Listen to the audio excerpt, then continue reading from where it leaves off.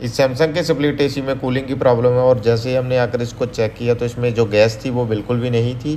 तो इसी flare net से जो कि हमारी जो गैस है वो लीक हुई है।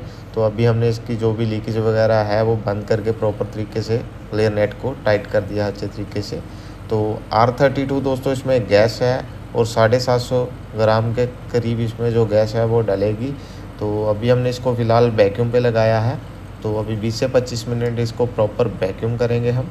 तो आप भी जब भी R32 को गैस को डालें तो इसको वैक्यूम ज़रूर करें।